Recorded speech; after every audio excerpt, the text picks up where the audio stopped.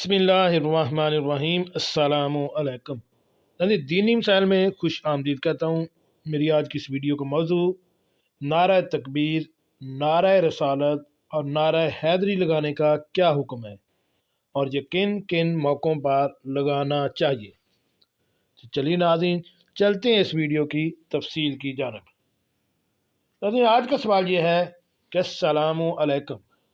میرا علماء کرام سے سوال یہ ہے کہ کیا دوران بیان نعرے لگانا جائز ہیں، اور نعرہ تکبیر، نعرہ رسالت، نعرہ حیدری یہ سب لگائے جاتے ہیں، ان کی بھی تھوڑی سی وضاحت کر دیجیے، جزاک اللہ خیر۔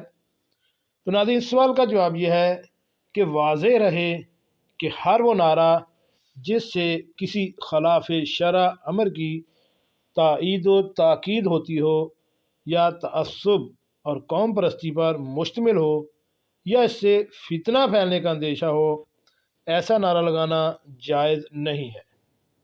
اور جن نعروں میں خلاف شرع امر کی تائید و تاکید نہ ہو، اور نہ اس سے خلاف شرع امر مقصود ہو، اور نہ ہی تعصب اور قوم پرستی پر مشتمل ہو، یا اس سے فتنہ پھیلنے کا اندیشہ نہ ہو، ایسے نعرے لگانا جائز ہے۔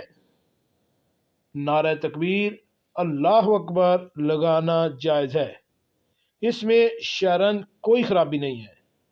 آپ حضرت محمد صلی اللہ علیہ وآلہ وسلم اور صحابہ کرام رضوان اللہ علیہ اجمعین سے مختلف موقعوں پر نعرہ تکبیر لگانا ثابت ہے۔ جیسے جب حضرت عمر رضی اللہ تعالیٰ عنہ نے اسلام قبول کر کے کلمہ پڑھا، اس وقت صحابہ کرام رضوان اللہ علیہ اجمعین نے خوشی سے نعرہ تکبیر بلند کیا۔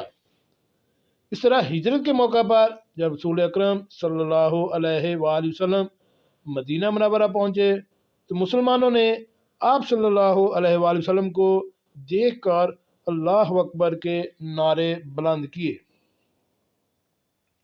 اب بات کرتے ہیں نعرہ رسالت کی۔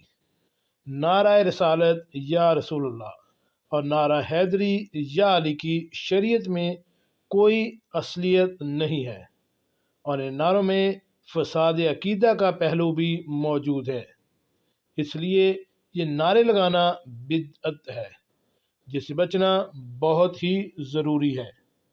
اگر آپ اس کے دلائل دیکھنا چاہتے ہیں تو یہ نیچے سارے دلائل دیے ہوئے ہیں، آپ ان کو چیک کر سکتے ہیں۔ باقاعدہ حدیث نمبر اور کتاب کا حوالہ بھی دیا گیا ہے۔ جی ناظرین، کیسے لگی آج کی میری یہ معلوماتی ویڈیو؟ ایسی معلوماتی ویڈیو حاصل کرنے کے لیے میرے اس چینل دینی مسائل کو